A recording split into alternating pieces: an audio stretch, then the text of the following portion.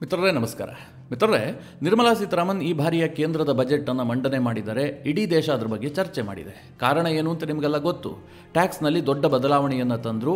Income ಟ್ಯಾಕ್ಸ್ನಲ್ಲಾದಂತಹ ಈ ಬದಲಾವಣೆ ನೇರವಾಗಿ ದೇಶದ ಜನರಿಗೆ ಇಂಪ್ಯಾಕ್ಟ್ ಆಗುವ ಕಾರಣದಿಂದಾಗಿ ಇದು ದೊಡ್ಡ ಮಟ್ಟದಲ್ಲಿ ಚರ್ಚೆ ಆಯಿತು. ಆದರೆ ಈ ನಡುವೆ ಈ ಬಜೆಟ್ನಲ್ಲಿ ಕೆಲವೊಂದಷ್ಟು ಇಂಟ್ರೆಸ್ಟಿಂಗ್ ಅಂಶಗಳಿದ್ದಾವೆ.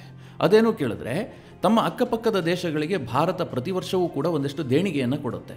ಅಂದರೆ ಉಚಿತವಾಗಿ ಒಂದಷ್ಟು ಹಣವನ್ನು ಕೊಡುವಂಥದ್ದು ಪ್ರತಿ ವರ್ಷ ನಡೆದುಕೊಂಡು ಬಂದಂತಹ ಸಂಪ್ರದಾಯ. ಹಾಗೆ ಈ ವರ್ಷವೂ ಕೂಡ ತನ್ನ ಅಕ್ಕಪಕ್ಕದ ದೇಶಗಳಿಗೆ ಭಾರತ ದೇಣಿಗೆಯನ್ನು ಘೋಷಣೆ ಮಾಡಿದೆ. ಆದರೆ ಇದರಲ್ಲಿ ಕೆಲವೊಂದಷ್ಟು ಆಸಕ್ತಿದಾಯಕ ವಿಚಾರಗಳಿದ್ದಾವೆ. ಅದೇನು ಕೇಳಿದ್ರೆ, ಈ ಬಾರಿ ಎಲ್ಲರೂ ಕೂಡ ನಿರೀಕ್ಷೆ ಇಟ್ಟಿದ್ದೇನು, ಬಾಂಗ್ಲಾದೇಶಕ್ಕೆ ಭಾರತ ದೇಣಿಗೆಯನ್ನು ಕೊಡೋದಿಲ್ಲ, ಈ ಬಾರಿ ನಿಲ್ಲಿಸ್ಬಿಡುತ್ತೆ ಅಂತ ಕೆಲವರು ಅಂದುಕೊಂಡಿದ್ರು. ಹಾಗೆ ಮಾಡಿಲ್ಲ. ಬಾಂಗ್ಲಾದೇಶಕ್ಕೂ ಕೂಡ ಭಾರತ ದೇಣಿಗೆಯನ್ನು ಕೊಟ್ಟಿದೆ. ಇನ್ನೊಂದು ಕಡೆ ಮಾಲ್ಡೀವ್ಸ್ ಕುರಿತಾಗಿಯೂ ನಿರೀಕ್ಷೆ ಇರುತ್ತೆ. ಯಾಕೆಂದರೆ ಭಾರತ ಮತ್ತು ಮಾಲ್ಡೀವ್ಸ್ ನಡುವೆ ಸಾಕಷ್ಟು ತಿಕ್ಕಾಟ ಆಗಿತ್ತು. ಅಲ್ಲಿ ಮುಯಿಜು ಅಧಿಕಾರಕ್ಕೆ ಬಂದ ದಿನದಿಂದಲೂ ಕೂಡ ಭಾರತ ಸರ್ಕಾರದೊಂದಿಗೆ ಆತ ಘರ್ಷಣೆಯನ್ನು ಮಾಡ್ತಾ ಇದ್ದ. ಆದರೆ ಇತ್ತೀಚಿನ ದಿನಗಳಲ್ಲಿ ಎಲ್ಲ ಸರಿ ಮಾಡಿಕೊಳ್ಳುವಂತಹ ಒಂದು ಪ್ರಯತ್ನವನ್ನು ಕೂಡ ಆತ ಮಾಡಿದ್ದ. ಇದರ ಪರಿಣಾಮವಾಗಿ ಈ ಬಾರಿಯ ಬಜೆಟ್ನಲ್ಲಿ ಮಾಲ್ಡೀವ್ಸ್ಗೆ ಎಷ್ಟು ಅನುದಾನ ಸಿಗುತ್ತೆ, ಈ ನಿರೀಕ್ಷೆ ಅನೇಕರಿಗಿತ್ತು. ಆದರೆ ಈ ಬಾರಿಯ ಬಜೆಟ್ನಲ್ಲಿ ಮಾಲ್ಡೀವ್ಸ್ ವಿಚಾರವಾಗಿ ಭಾರತ ಒಂದು ಅಚ್ಚರಿಯ ನಿರ್ಧಾರವನ್ನು ಕೈಗೊಂಡಿದೆ. ಹಾಗೆ ಅಫ್ಘಾನಿಸ್ತಾನದ ವಿಚಾರದಲ್ಲೂ ಕೂಡ ಭಾರತ ಒಂದು ದೊಡ್ಡ ಕ್ರಮವನ್ನೇ ಕೈಗೊಂಡಿದೆ. ಓವರ್ ಆಲ್ ಈ ಫಾರಿನ್ ಅಸಿಸ್ಟೆನ್ಸ್ ವಿಚಾರದಲ್ಲಿ ಭಾರತದ ನಿರ್ಧಾರಗಳು ಅನೇಕ ಆಶ್ಚರ್ಯಗಳನ್ನು ಹುಟ್ಟುಹಾಕಿದೆ. ಮಿತ್ರರೇ, ಈಗ ಕೆಲವರಿಗೊಂದು ಪ್ರಶ್ನೆ ಬರ್ತಾ ಇರಬಹುದು. ಯಾಕೋಸ್ಕರವಾಗಿ ಭಾರತ ಪ್ರತಿ ವರ್ಷವೂ ಕೂಡ ತಮ್ಮ ನೆರೆಹೊರೆಯ ದೇಶಗಳಿಗೆ ದೇಣಿಗೆಯನ್ನು ಕೊಡಬೇಕು? ನಮ್ಮ ದೇಶದಲ್ಲೇ ಅನೇಕ ಸಮಸ್ಯೆಗಳಿದ್ದಾವೆ.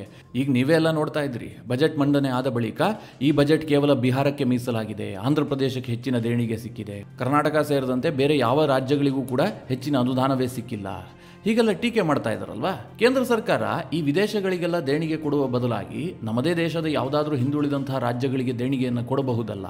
ಹೀಗೂ ಕೆಲವರು ಪ್ರಶ್ನೆ ಮಾಡ್ತಾರೆ. ಮಿತ್ರರೇ, ಈ ಫಾರಿನ್ ಅಸಿಸ್ಟೆನ್ಸ್ನ ಅವಶ್ಯಕತೆ ಏನಿದೆ? ಭಾರತ ಯಾಕೋಸ್ಕರವಾಗಿ ವಿದೇಶಗಳಿಗೆ ದೇಣಿಗೆ ಕೊಡುತ್ತೆ? ಈ ವರ್ಷ ದೇಣಿಗೆ ಕೊಡುವಂತಹ ಸಂದರ್ಭದಲ್ಲಿ ಭಾರತ ಮಾಡಿದಂತಹ ವ್ಯತ್ಯಾಸಗಳೇನು?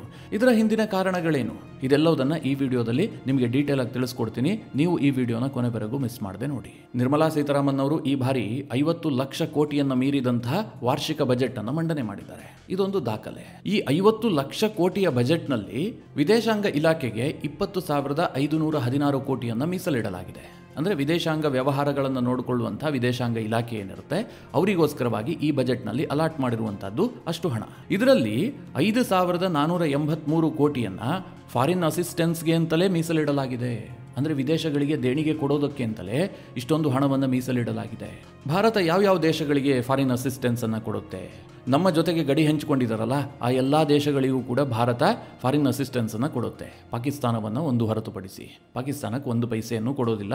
ಉಳಿದಂತೆ ಬೇರೆಲ್ಲ ದೇಶಗಳಿಗೂ ಕೂಡ ಭಾರತ ಒಂದಷ್ಟು ದೇಣಿಗೆಯ ರೂಪದಲ್ಲಿ ಹಣ ಕೊಡುತ್ತೆ. ಇಲ್ಲಿ ಮಿತ್ರರೇ, ಒಂದನ್ನು ಗಮನಿಸಬೇಕು. ಭಾರತ ಏನು ಈ ಹಣವನ್ನು ಕೊಡುತ್ತಲ್ಲ, ಇದನ್ನು ಅವರು ವಾಪಸ್ ಕೊಡೋದಿಲ್ಲ ಅಥವಾ ಇದಕ್ಕೆ ಬಡ್ಡಿ ಕೊಡೋದು ಇಲ್ಲ. ಆ ರೀತಿಯಾದಂಥ ಹಣವೇ ಅಲ್ಲ ಇದು. ಇದು ಒಂದು ರೀತಿಯಲ್ಲಿ ದಾನ ಕೊಡುವಂತಹದ್ದು. ನಿಮಗೆ ಬೇಕಾಗಿದ್ದಕ್ಕೆ ನೀವು ಬಳಸ್ಕೊಳ್ಳಿ. ಭಾರತದ ಹೆಸರಿನಲ್ಲಿ ನೀವು ಯಾವುದಾದ್ರೂ ಒಂದು ಪ್ರಾಜೆಕ್ಟನ್ನು ಮಾಡಿಕೊಳ್ಳಿ, ರಸ್ತೆಯನ್ನು, ಬ್ರಿಡ್ಜನ್ನು, ಡ್ಯಾಮ್ ಅನ್ನು ಏನು ಬೇಕಾದರೂ ಕಟ್ಕೊಳ್ಳಿ ಅಂತೇಳಿ ಭಾರತ ಕೊಡುವಂಥ ಹಣ. ಇದನ್ನು ಭಾರತ ಯಾವತ್ತೂ ಕೂಡ ವಾಪಸ್ ಕೇಳೋದು ಇಲ್ಲ. ಅದಕ್ಕೆ ಪ್ರತಿಯಾಗಿ ಭಾರತ ಏನನ್ನು ಬಯಸೋದು ಕೂಡ ಇಲ್ಲ. ಭಾರತ ಡೇ 1ನಿಂದಲೂ ಕೂಡ ಅತಿ ಹೆಚ್ಚು ದೇಣಿಗೆ ಕೊಡುವಂತಹ ದೇಶ ಅಂತಂದರೆ ಅದು ಭೂತಾನ್ಗೆ. ಈ ಭೂತಾನ್ ಇದೆಯಲ್ಲ, ಭಾರತದೊಂದಿಗೆ ಗಡಿ ಹಂಚಿಕೊಂಡಿರುವಂತಹ ಪುಟ್ಟ ದೇಶ. ಅಲ್ಲಿ ರಾಜಾಡಳಿತ ಇದೆ. ಭಾರತದೊಂದಿಗೆ ಅತ್ಯುತ್ತಮವಾದಂತಹ ಸಂಬಂಧವನ್ನು ಇಟ್ಕೊಂಡಿದೆ. ಒಂದು ಹಂತದಲ್ಲಿ ಹೇಳಬೇಕು ಅಂತಂದರೆ ಅವರ ಫಾರಿನ್ ಪಾಲಿಸಿಗಳು ಭಾರತದ ಮೇಲೆ ಡಿಪೆಂಡ್ ಆಗಿದೆ. ಭೂತಾನ್ ಯಾರ ಜೊತೆಗೆ ಸಂಪರ್ಕವನ್ನು ಸಾಧಿಸಬೇಕು, ಯಾರ ಜೊತೆಗೆ ವ್ಯಾಪಾರ ಮಾಡಬೇಕು, ಇದನ್ನು ಬಹುತೇಕ ಭಾರತವೇ ನಿರ್ಧಾರ ಮಾಡುತ್ತೆ. ಕಂಪ್ಲೀಟ್ಲಿ ಅವರು ಭಾರತದ ಮೇಲೆ ಡಿಪೆಂಡ್ ಆಗಿಬಿಟ್ಟಿದ್ದಾರೆ. ಹೀಗಾಗಿ ಭಾರತವೂ ಕೂಡ ಭೂತಾನ್ಗೆ ದೊಡ್ಡ ಮಟ್ಟದಲ್ಲಿ ಸಹಾಯ ಮಾಡುತ್ತೆ. ಜೊತೆಗೆ ಭೂತಾನ್ನಲ್ಲಿ ದೊಡ್ಡ ಆದಾಯದ ಮೂಲವೂ ಕೂಡ ಏನಿಲ್ಲ. ಅಲ್ಲಿ ಹೇರಳವಾಗಿ ಕೃಷಿ ಮಾಡೋಣ ಅಂತಂದರೆ ಫಲವತ್ತಾದಂತಹ ಭೂಮಿ ಇಲ್ಲ, ದೊಡ್ಡ ದೊಡ್ಡ ಇಂಡಸ್ಟ್ರಿಗಳಿಲ್ಲ. ಹೀಗಾಗಿ ಅದೊಂದು ಬಡ ದೇಶ. ಈ ಕಾರಣದಿಂದ ಭೂತಾನ್ಗೆ ಭಾರತ ದೊಡ್ಡ ಪ್ರಮಾಣದಲ್ಲಿ ಆರ್ಥಿಕ ಸಹಾಯವನ್ನು ಮಾಡುತ್ತೆ. ಎಷ್ಟು ಪ್ರಮಾಣದಲ್ಲಿ ಭಾರತ ಸಹಾಯ ಮಾಡುತ್ತೆ ಅಂತಂದರೆ, ಈಗ ಒಂದು ವರ್ಷದಲ್ಲಿ ಭಾರತ ಫಾರಿನ್ ಅಸಿಸ್ಟೆನ್ಸ್ಗೆ ಎಷ್ಟು ಹಣವನ್ನು ಮೀಸಲಿಡುತ್ತೋ ಅದರಲ್ಲಿ ಶೇಕಡವಾರು ನೋಡೋದಾದರೆ 50% ಹಣ ಭೂತಾನ್ಗೆ ಹೋಗುತ್ತೆ. ಈ ವರ್ಷವೂ ಕೂಡ ಭಾರತ ಭೂತಾನ್ಗೆ 2,150 ಕೋಟಿಯನ್ನು ಮೀಸಲಿಟ್ಟಿದೆ. ನಾವು ಅಷ್ಟು ಹಣ ನಿಮಗೆ ಕೊಡ್ತೀವಿ, ಕಳೆದ ವರ್ಷ 2024-25 ಬಜೆಟ್ನಲ್ಲಿ ಭಾರತ ಭೂತಾನ್ಗೆ 2068 ಕೋಟಿಯನ್ನು ಮೀಸಲಿಟ್ಟಿತ್ತು. ಅನಂತರ ರಿವೈಸ್ಡ್ ಪ್ಲಾನ್ ಪ್ರಕಾರ ಭೂತಾನ್ಗೆ ಭಾರತ 2543 ಕೋಟಿಯನ್ನು ಕೊಟ್ಟಿದೆ ಕಳೆದ ವರ್ಷ. ಈ ವರ್ಷದ ಬಜೆಟ್ನಲ್ಲಿ ಈಗಾಗಲೇ 2150 ಕೋಟಿಯನ್ನು ಭೂತಾನ್ಗೆ ಘೋಷಣೆ ಮಾಡಲಾಗಿದೆ. ಇದು ಇನ್ನೂ ಕೂಡ ಹೆಚ್ಚಾಗಬಹುದು. ಇದಕ್ಕೆ ಹೆಚ್ಚುವರಿಯಾಗಿ ಇನ್ನೊಂದು 500 ಕೋಟಿಯನ್ನು ಭಾರತ ಸೇರಿಸಿಕೊಡುವಂತಹ ಸಾಧ್ಯತೆಗಳಿರುತ್ತೆ.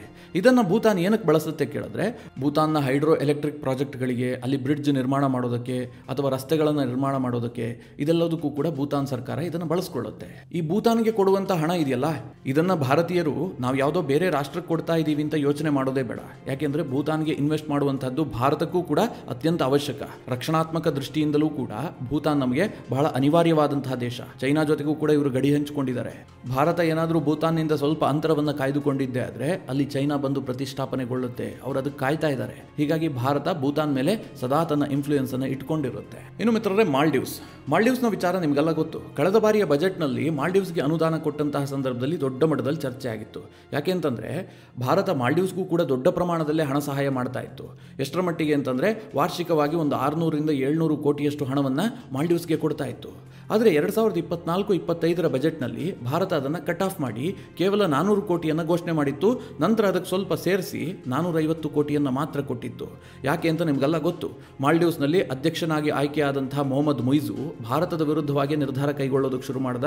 ಆತನಿಗೆ ಚೈನಾ ಬಹಳ ಚೆನ್ನಾಗಿ ಕಾಣೋದಕ್ಕೆ ಶುರುವಾಯಿತು. ಇನ್ನೊಂದು ಕಡೆ ಟರ್ಕಿ ಜೊತೆಗೆ ಆತ ಸಂಬಂಧ ಸುಧಾರಣೆ ಮಾಡಿಕೊಂಡ ಭಾರತವನ್ನು ದೂರ ಮಾಡೋದಕ್ಕೆ ಶುರು ಮಾಡ್ದ. ಇದರ ಜೊತೆಗೆ ಆತನ ಸಚಿವ ಸಂಪುಟದ ಕೆಲ ಸಹೋದ್ಯೋಗಿಗಳು ನರೇಂದ್ರ ಮೋದಿ ಅವರ ಬಗ್ಗೆ ಮಾತನಾಡೋದಕ್ಕೆ ಶುರು ಮಾಡಿದ್ರು. ಮೋದಿ ಅವರು ಲಕ್ಷದ್ವೀಪದ ಫೋಟೋವನ್ನು ಹಂಚಿಕೊಂಡಂತಹ ಸಂದರ್ಭದಲ್ಲಿ ಭಾರತ ಕೊಳಕು ದೇಶ ಅನ್ನುವ ರೀತಿಯಲ್ಲಿ ಅವರು ಕಮೆಂಟ್ ಮಾಡಿದ್ರು. ಹೀಗಾಗಿ ಎರಡೂ ದೇಶಗಳ ಸಂಬಂಧ ಹಾಳಾಗಿ ಹೋಗಿತ್ತು. ಆ ಸಿಟ್ಟನ್ನು ಭಾರತ 2024-25 ಬಜೆಟ್ನಲ್ಲೂ ಕೂಡ ತೋರಿಸಿತ್ತು. ಮಾಲ್ಡೀವ್ಸ್ಗೆ ಕೊಡುವಂತಹ ಅನುದಾನವನ್ನು ದೊಡ್ಡ ಪ್ರಮಾಣದಲ್ಲಿ ಕಟ್ ಆಫ್ ಮಾಡಿತ್ತು. ಆದರೆ ನಂತರದ ದಿನಗಳಲ್ಲಿ ಮಾಲ್ಡೀವ್ಸ್ ಏನು ಮಾಡ್ತು, ಭಾರತದೊಂದಿಗಿನ ಸಂಬಂಧವನ್ನು ಸುಧಾರಣೆ ಮಾಡಿಕೊಳ್ಳೋದಕ್ಕೆ ಅನೇಕ ಯತ್ನಗಳನ್ನು ಮಾಡಿತು. ನರೇಂದ್ರ ಮೋದಿ ಅವರು 3ನೇ ಬಾರಿಗೆ ಅಧಿಕಾರವನ್ನು ಸ್ವೀಕರಿಸುವಂತಹ ಸಂದರ್ಭದಲ್ಲಿ ಮುಯಿಜು ಅತಿಥಿಯಾಗಿ ಭಾಗಿಯಾಗಿದ್ದ. ಅದಾದ ನಂತರವೂ ಕೂಡ ಭಾರತಕ್ಕೆ ಭೇಟಿ ಕೊಟ್ಟ. ನರೇಂದ್ರ ಮೋದಿ ಅವರ ಜೊತೆಗೆ ಅನೇಕ ಸುತ್ತಿನ ಮಾತುಕತೆಯನ್ನು ನಡೆಸಿ ಮಾಲ್ಡೀವ್ಸ್ಗೆ ನಿಮ್ಮ ಸಹಕಾರ ಬೇಕು ಅಂತ ಆತ ಕೇಳಿಕೊಂಡ. ಇದಿಷ್ಟು ಮಾತ್ರ ಅಲ್ಲದೆ ಭಾರತಕ್ಕೂ ಆತ ಕೆಲವೊಂದಷ್ಟು ಭರವಸೆಗಳನ್ನು ಕೊಟ್ಟ. ನಾವು ಯಾವುದೇ ಕಾರಣಕ್ಕೂ ಕೂಡ ಭಾರತದ ಇಂಟ್ರೆಸ್ಟ್ನ ವಿರುದ್ಧವಾಗಿ ನಡೆದುಕೊಳ್ಳೋದಿಲ್ಲ, ಭಾರತ ನಮಗೆ ಮಿತ್ರ ದೇಶ ಅಂತೆಲ್ಲ ಮುಯಿಜು ಹೇಳಿಕೆ ಕೊಟ್ಟು ಹೋಗಿದ್ದ. ಇದಾದ ಬಳಿಕ ಮಿತ್ರರೇ, ಈ ಬಾರಿಯ ಬಜೆಟ್ನಲ್ಲಿ ಮಾಲ್ಡೀವ್ಸ್ಗೆ ಕೊಡುವಂತಹ ಅನುದಾನವನ್ನು ಭಾರತ ರೈಸ್ ಮಾಡಿದೆ. ನಿರ್ಮಲಾ ಸೀತಾರಾಮನ್ ಅವರು ಈ ಬಜೆಟ್ನಲ್ಲಿ 600 ಕೋಟಿಯನ್ನು ಮಾಲ್ಡೀವ್ಸ್ಗೆ ಅಲಾಟ್ ಮಾಡಿದ್ದಾರೆ. ಮಿತ್ರರೇ, ಇದು ಮಾಲ್ಡೀವ್ಸ್ನ ಪಾಲಿಗೆ ದೊಡ್ಡ ಅಮೌಂಟ್. ಯಾಕೆ ಗೊತ್ತಾ? ಮಾಲ್ಡೀವ್ಸ್ನ ಓವರ್ ಆಲ್ ಎಕಾನಮಿ ಬಂದ್ಬಿಟ್ಟೆ 50,000 ಕೋಟಿ. ಅವರ ವಾರ್ಷಿಕ ಬಜೆಟೇ ಒಂದು 5-6 ಕೋಟಿ ದಾಟಲ್ಲ. ಇಂತಹ ಪರಿಸ್ಥಿತಿಯಲ್ಲಿ ಭಾರತ 600 ಕೋಟಿಯನ್ನು ಮಾಲ್ಡೀವ್ಸ್ಗೆ ಕೊಡುತ್ತೆ ಅಂತಂದರೆ ಅವರಿಗೆ ಅದು ದೊಡ್ಡ ಅಮೌಂಟು. ಹೀಗಾಗಿ ಮಾಲ್ಡೀವ್ಸ್ ಭಾರತಕ್ಕೆ ಅತ್ಯಂತ ನಿಷ್ಠವಾಗಿರಬೇಕು. ಆದರೆ ಅವರು ನಿಷ್ಠೆ ತೋರಿಸೋದಿಲ್ಲ ಬಿಡಿ, ಅದು ಬೇರೆ ಪ್ರಶ್ನೆ.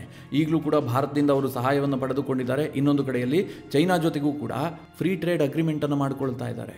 ಅಂದರೆ ಒಂದು ಕಡೆಯಲ್ಲಿ ಭಾರತದ ಬೆನ್ನಿಗೆ ಅವರು ಚೂರಿ ಹಾಕ್ತಲೇ ಇರ್ತಾರೆ. ಇನ್ನೊಂದು ಕಡೆಯಲ್ಲಿ ಭಾರತ ಹೋಗಲಿ ಬಿಡಿ, ಪಕ್ಕದಲ್ಲಿರುವಂತಹ ದೇಶ ಅಲ್ವಾ, ನಾವು ಯಾರನ್ನು ಬೇಕಾದರೂ ಬದಲಾಯಿಸಬಹುದು, ಈ ನೆರೆಹೊರೆಯವರನ್ನು ಬದಲಾಯಿಸೋದಕ್ಕೆ ಸಾಧ್ಯ ಇಲ್ಲ, ಅವ್ರ ಜೊತೆಗೆ ಚೆನ್ನಾಗಿರಬೇಕು, ಈ ಒಂದು ಧೋರಣೆಯನ್ನು ಇಟ್ಟುಕೊಂಡು ಅವ್ರಿಗೆ ನಿರಂತರವಾಗಿ ಸಹಾಯ ಮಾಡ್ತಲೇ ಇರುತ್ತೆ.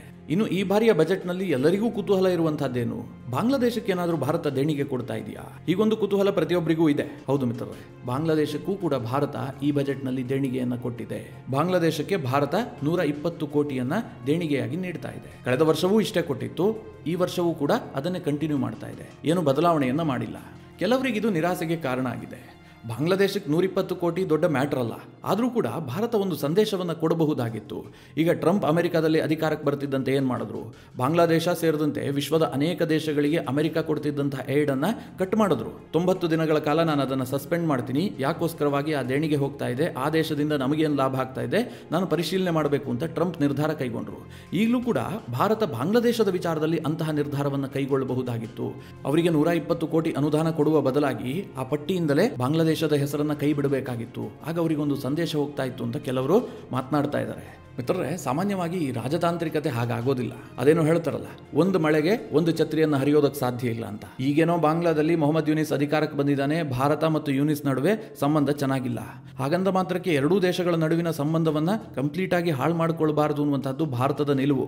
ಅಂದರೆ ನಮ್ಮ ರಾಜತಾಂತ್ರಿಕ ಸಂಬಂಧಗಳು ಎಷ್ಟಾಗುತ್ತೋ ಅಷ್ಟು ಸ್ಟೇಬಲ್ ಆಗಿರಬೇಕು ಅಂತ ಭಾರತ ಸರ್ಕಾರ ಬಯಸುತ್ತೆ. ಇನ್ನು ಮಿತ್ರರೇ, ಈ ಬಾರಿ ಅಫ್ಘಾನಿಸ್ತಾನಕ್ಕೆ ಭಾರತ 100 ಕೋಟಿಯನ್ನು ದೇಣಿಗೆ ಕೊಡ್ತಾ ಇದೆ. ಕಳೆದ ವರ್ಷ ಕೇವಲ 50 ಕೋಟಿಯನ್ನು ಮಾತ್ರ ಕೊಟ್ಟಿತ್ತು. ಈ ಹಿಂದೆ ಅಫ್ಘಾನಿಸ್ತಾನದಲ್ಲಿ ಪ್ರಜಾಪ್ರಭುತ್ವ ಸರ್ಕಾರ ಇತ್ತಲ್ಲ, ಆ ಸಂದರ್ಭದಲ್ಲಿ ಭಾರತ ಸರ್ಕಾರ 200 ಕೋಟಿಯನ್ನ ವಾರ್ಷಿಕವಾಗಿ ದೇಣಿಗೆ ಕೊಡ್ತಾ ಇತ್ತು. ಪ್ರತಿ ಬಜೆಟ್ನಲ್ಲೂ ಕೂಡ 200 ಕೋಟಿ ರೂಪಾಯಿಯನ್ನ ಮೀಸಲಿಡ್ತಾ ಇದ್ರು.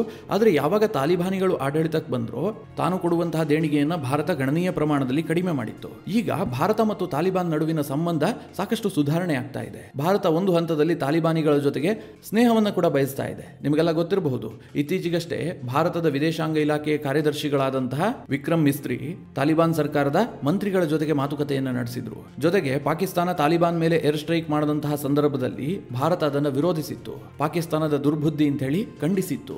ಒಂದು ಹಂತದಲ್ಲಿ ಹೇಳಬೇಕು ಅಂತಂದ್ರೆ ಶತ್ರುವಿನ ಶತ್ರು ನಮಗೆ ಮಿತ್ರ ಅನ್ನುವಂತಹ ಪಾಲಿಸಿಯನ್ನ ಭಾರತ ಅಡಾಪ್ಟ್ ಮಾಡಿಕೊಳ್ತಿದ್ದಂತೆ ಕಂಡು ಬರ್ತಾ ಇದೆ. ಮುಂದಿನ ದಿನಗಳಲ್ಲಿ ಪಾಕಿಸ್ತಾನವನ್ನ ಕಟ್ಟಾಕಬೇಕಾದ್ರೆ ನಮಗೆ ಅಫ್ಘಾನಿಸ್ತಾನದಲ್ಲಿರುವಂತಹ ತಾಲಿಬಾನಿಗಳ ಅವಶ್ಯಕತೆ ಜಾಸ್ತಿ ಇರುತ್ತೆ. ಇದೇ ಕಾರಣದಿಂದ ಅಫ್ಘಾನಿಸ್ತಾನದಲ್ಲಿರುವಂತಹ ತಾಲಿಬಾನಿಗಳ ಜೊತೆಗೆ ಭಾರತ ಹಂತ ಹಂತವಾಗಿ ಸ್ನೇಹವನ್ನು ಸಂಪಾದನೆ ಮಾಡ್ತಾ ಇದೆ. ಇದು ಈ ಬಾರಿಯ ಬಜೆಟ್ನಲ್ಲೂ ಕೂಡ ಗೊತ್ತಾಗ್ತಾ ಇದೆ. ಕಳೆದ ಬಾರಿ 50 ಕೋಟಿಯನ್ನ ಅಫ್ಘಾನಿಸ್ತಾನಕ್ಕೆ ಭಾರತ ಮೀಸಲಿಟ್ಟಿತ್ತು. ಈ ಬಾರಿ ಅದನ್ನ 100 ಕೋಟಿಗೆ ಏರಿಸಲಾಗಿದೆ. ಇನ್ನು ಮಯನ್ಮಾರ್ಗೆ 350 ಕೋಟಿಯನ್ನ ಈ ಬಾರಿ ಬಜೆಟ್ನಲ್ಲಿ ಮೀಸಲಿಡಲಾಗಿದೆ. ಹಾಗೆ ನೇಪಾಳಕ್ಕೆ 700 ಕೋಟಿಯನ್ನ ಕೊಡಲಾಗ್ತಾ ಇದೆ. ಕಳೆದ ಬಾರಿಯೂ ಕೂಡ ನೇಪಾಳಕ್ಕೆ 700 ಕೋಟಿಯನ್ನ ಭಾರತ ಮೀಸಲಿಟ್ಟಿತ್ತು. ಶ್ರೀಲಂಕಾಗೆ 300 ಕೋಟಿ ಕೊಡಲಾಗ್ತಾ ಇದೆ. ಕಳೆದ ವರ್ಷವೂ ಕೂಡ ಶ್ರೀಲಂಕಾಗೆ ಭಾರತ ಕೊಟ್ಟಿದ್ದು 300 ಕೋಟಿ. ಈ ವರ್ಷವೂ ಅದನ್ನು ಮುಂದುವರಿಸಲಾಗ್ತಾ ಇದೆ. ಇನ್ನು ಮಾರಿಷಸ್ ಭಾರತಕ್ಕೆ ಅತ್ಯಂತ ಆಪ್ತವಾಗಿರುವಂತಹ ಒಂದು ಪುಟ್ಟ ದ್ವೀಪ ದೇಶ. ಅಲ್ಲಿ ದೊಡ್ಡ ಪ್ರಮಾಣದಲ್ಲಿ ಹಿಂದೂಗಳು ವಾಸ ಮಾಡ್ತಾರೆ. ಸಾಂಸ್ಕೃತಿಕವಾಗಿ, ಧಾರ್ಮಿಕವಾಗಿ ಎಲ್ಲ ರೀತಿಯಲ್ಲೂ ಕೂಡ ಅವರಿಗೆ ಭಾರತದೊಂದಿಗೆ ಬಹಳ ನಂಟಿದೆ. ಅಂತಹ ಮಾರಿಷಸ್ಗೆ ಈ ಬಾರಿಯ ಬಜೆಟ್ನಲ್ಲಿ 500 ಕೋಟಿಯನ್ನ ಮೀಸಲಿಡಲಾಗಿದೆ. ಹಾಗೆ ಆಫ್ರಿಕನ್ ಯೂನಿಯನ್ಗೂ ಕೂಡ ಈ ಬಾರಿಯ ಬಜೆಟ್ನಲ್ಲಿ 225 ಕೋಟಿಯನ್ನು ಕೊಡೋದಕ್ಕೆ ನಿರ್ಧಾರ ಮಾಡಲಾಗಿದೆ. ಹೀಗೆ ಮಿತ್ರರೇ, ಭಾರತ ತನ್ನ ಬಜೆಟ್ನಲ್ಲಿ ಅಕ್ಕಪಕ್ಕದ ದೇಶಗಳಿಗೆ ಒಂದಷ್ಟು ದೇಣಿಗೆಯನ್ನು ಕೊಟ್ಟು ಅವರು ನಮ್ಮ ಪರವಾಗಿ ಇರ್ತಾರ ಅನ್ನುವಂತಹ ಒಂದು ಪ್ರಯತ್ನವನ್ನು ಮಾಡುತ್ತೆ. ಆದರೆ ದುರದೃಷ್ಟ ಏನು ಗೊತ್ತಾ, ಇವರೆಲ್ಲರೂ ಕೂಡ ಭಾರತದಿಂದ ದೇಣಿಗೆಯನ್ನೇನೋ ಪಡಿತಾರೆ, ಆದರೆ ಭಾರತಕ್ಕೆ ಸಹಾಯ ಮಾಡುವ ಬದಲಾಗಿ ಬೆನ್ನಿಗೆ ಚೂರಿ ಹಾಕುವಂತಹ ಕೆಲಸಗಳೇ ಜಾಸ್ತಿ. ಮಿತ್ರರೇ, ಭಾರತದ ಈ ಫಾರಿನ್ ಅಸಿಸ್ಟೆನ್ಸ್ ಬಗ್ಗೆ ನೀವೇನು ಹೇಳ್ತೀರಿ? ನಿಮ್ಮ ಅನಿಸಿಕೆ ಅಭಿಪ್ರಾಯವನ್ನು ಕಮೆಂಟ್ ಮಾಡುವ ಮೂಲಕ ನಮಗೆ ತಿಳಿಸಿ. ಹಾಗೆ ನಿಮಗೆ ಈ ವಿಡಿಯೋ ಇಷ್ಟವಾದರೆ ಲೈಕ್ ಮಾಡಿ. ಜೊತೆಗೆ ನೀವಿನ್ನೂ ನಿಮ್ಮ ನೆಚ್ಚಿನ ಸಂಸ್ಕಾರ ಸೌರಭ ಯೂಟ್ಯೂಬ್ ಚಾನಲ್ನ ಸಬ್ಸ್ಕ್ರೈಬ್ ಮಾಡಿಲ್ಲ ಅಂತಾದರೆ ಈ ಕೂಡಲೇ ಸಬ್ಸ್ಕ್ರೈಬ್ ಮಾಡಿ. ಮುಂದಿನ ಎಲ್ಲ ಅಪ್ಡೇಟ್ಗಳ ನೋಟಿಫಿಕೇಷನ್ಗಾಗಿ ಬೆಲ್ ಐಕಾನ್ ಒತ್ತಿ.